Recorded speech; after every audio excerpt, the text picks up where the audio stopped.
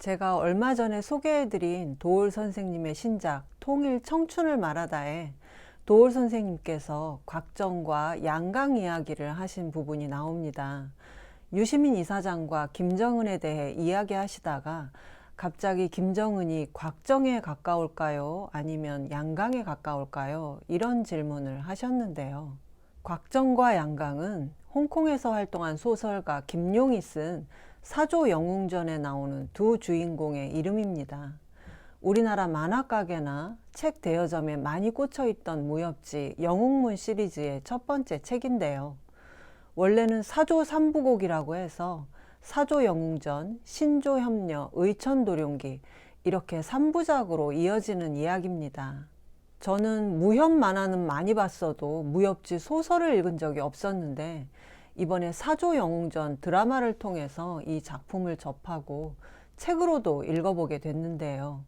원작이 1950년대에 쓰여진 무협물의 조상이지만 지금 봐도 재미있는 스토리에 드라마에서 무술 장면을 상당히 공들여 찍었기 때문에 무협물을 별로 좋아하지 않는 저도 흥미롭게 봤습니다. 저는 사조 영웅전을 보면서 해리포터가 떠올랐는데요. 무협이라는 황당한 구라가 펼쳐지는 강호의 세계가 해리포터의 마법 세계와 크게 다르지 않다는 생각이 들었습니다. 영화 해리포터가 책에 나오는 마법을 완벽하게 보여줬고 특히 배경이 되는 호그와트 마법학교를 매력적으로 구현한 것처럼 드라마에서 무협의 세계를 잘 구현했다 그런 정도로만 생각했는데요. 그런데 김용 작가가 2018년에 94세의 나이로 돌아가셨을 때 BBC 인터넷 뉴스에 중국 문학의 톨킨이 사망했다는 제목의 기사가 올라왔습니다. 김용이 총 15종에 이르는 무협 시리즈를 통해 판타스틱한 무협 세계를 창조한 것을 서양 판타지 문학의 아버지인 반지의 제왕의 작가 톨킨에 비유한 건데요. 김용의 작품이 톨킨 못지않게 만화와 드라마, 영화, 게임에 이르기까지 많은 분야에 영향을 미쳤고 지금까지도 그 영향력이 지속되고 있다는 평가를 내리고 있었습니다. 실제 중국에서도 김용의 작품이 교과서에 실린 것은 물론 영미권에 톨킨학이 있는 것처럼 중화권에는 김용의 작품을 연구하는 김학 전공이 있을 정도인데요. 도올 선생님께서도 얼마 전에 사조 영웅전 드라마를 재미있게 보신 뒤에 원작자인 김용을 사마천과 세익스피어를 합친 인물이다 이렇게 평가를 하셨습니다. 그만큼 정사와 야사를 적절하게 섞어서 녹여냈고 의미와 함께 재미도 놓치지 않았기 때문인데요. 주옥 같은 고전 시와 문장이 인용되는 것은 물론 특히 무협의 초식에 장자의 소요유와 주역의 항룡유해 같은 이름을 붙여서 낯선 무협에 익숙한 고전의 향기를 불어넣었습니다. 또 하늘의 법망이 성긴 것 같아도 아기는 절대 놓치지 않는다는 식의 지극히 동양적인 권선징악의 메시지도 빠지지 않는데요. 사조 영웅전의 사조는 독수리를 활로 쏜다는 뜻인데 독수리를 쏘는 사람은 주인공 곽정이 자란 몽고 초원에서 영웅을 가리킬 때 쓰는 말이라고 합니다.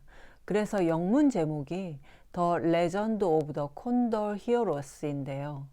그런데 이 이야기 속에는 또 다른 사조가 등장합니다. 바로 한 무협의 문파를 창시한 스승을 가리켜 사조라고 하는데요. 사조 영웅전은 주인공 곽정이 동사와 서독, 북계와 남제 이 네 사조와 각각 만나서 영향을 받으면서 성장해가는 이야기입니다. 이 중에 동사와 서독은 영화 동사서독에 나오는 그 동사와 서독이 맞습니다. 영화 동사서독은 사조 영웅전 이전의 이야기, 말하자면 동사와 서독이 사조가 되기 이전 청년 시절을 다룬 이야기라고 할 수 있는데 원작 인물의 설정과 이름을 가져다 새로 만든 이야기라고 할 정도로 사조 영웅전과 크게 상관은 없습니다. 주인공 곽정과 운명적으로 맞서는 소년이 바로 양강인데요. 이 곽정과 양강의 이름에는 사연이 있습니다.